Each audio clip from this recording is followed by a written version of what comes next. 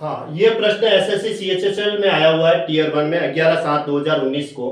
प्रश्न है, एक व्यक्ति किसी सामान को 96 रुपए में बेचकर 20% की हानि उठाता है तो 15% लाभ कमाने के लिए उस सामान को कितने में बेचना चाहिए था। तो किसी सामान को 96 रुपए में बेच रहा है, तो देखो बेच कर लिखा हुआ होता है, इसका मतलब वो विक्रय मूल्य है। तो ये रहा विक्रय मूल्य। विक्रय मूल्य कितना है? 96 रुपीज। उसके बाद में वो इस पर कितनी हानि हो रही है? 20% की हानि। तो ये लो हानि बराबर हो गई 20%। अब लाभ कमाना है 15%, तो उसे कितने में बेचना चाहिए? लाभ है वो कितना परसेंट कमाना है? 15%। तो कितने में बेचना चाहिए था? बेचना चाहिए था यानी कि विक्रय मूल्य निकालना है। अब विक्रय मूल्य निकाल लेंगे 15% प्रॉफिट कमाने के लिए। अब इससे हम क्रय मूल्य तो निकाल सकते हैं, क्रय मूल्य बराबर निकाल सकते हैं। क्रय मूल्य निकालेंगे तो क्रय मूल्य निकालेंगे तो 96 गुणा 100 बटा और 20% हानि हो रही है तो 100 में से 20 घटा के 80 लिख दूंगा।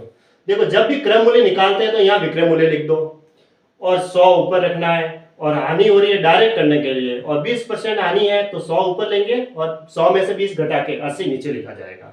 अगर 10% हानि होती तो 100 में से 10 घटा के मैं यहाँ 90 लिखता। अगर 10% लाभ होता तो 100 प्लस 10 यानी 110 लिखता। बस फर्क इतना सा है। क्रय मूल्य निकालेंगे तो 100 ऊपर रखेंगे या विक्रय मूल्य निकाल देंगे। डायरेक्ट इसे करने का तरीका है। फिर इसको इससे सॉल्व कर देंगे। 8 एकम 8 दूनी 16 यानी कितना आया? 120 रुपए। ये आ गया हमारे पास क्रय मूल्य। अब हमें 15% लाभ चाहिए और विक्रय मूल्य निकालना है, तो विक्रय मूल्य निकालने के लिए क्रय मूल्य यहां लिख देंगे 120।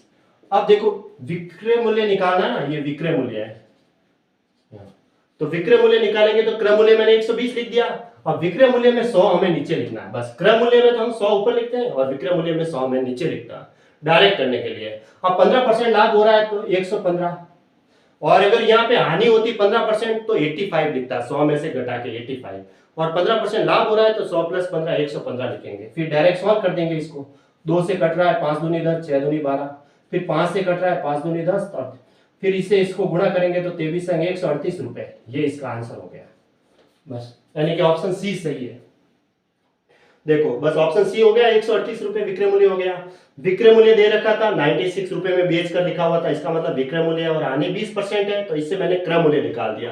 क्रय मूल्य निकालेंगे तो 100 ऊपर लिखना है और विक्रय मूल्य निकालने पर 100 नीचे लिख देते हैं। बस इतना सा ध्यान रखना है। क्रय मूल्य निकालेंगे तो यहाँ मैंने विक्रय मूल्य लिखा, 100 ऊपर लिख दिया, और 20% हानि है तो 100 में से 20 घटा के 80। डायरेक्ट करने के लिए एक तरीका अपनाया। ठीक है, 120 रुपए के आ गया, क्रय मूल्य आ गया। अब मुझे 15% लाभ चाहिए तो विक्रय मूल्य निकालने के लिए मैं क्रय मूल्य लिखूंगा, और 15% का प्रॉफिट है तो 115, 20% प्रॉफिट होता तो 120 लिखते हैं, 15% प्रॉफिट है तो 115 और बटा 100। फिर इसे सॉल्व कर देंगे। मतलब 100 की वैल्यू अगर 115 है तो 120 पे कितनी होगी, उस आधार पे इसको सॉल्व करते हैं। आप डायरेक्ट इसको ऐसे निकाल सकते हैं, क्रय मूल्य यहाँ लिख दिया और 100 नीचे आएगा, और 15% प्रॉफिट है तो 100 प्लस 15 यानी 115। फिर सॉल्व कर दो, 138 रुपए आ गया इसका विक्रय मूल्य। अगर वो 15% प्रॉफिट कमाता तो इतने रुपए में उसको बेचना था।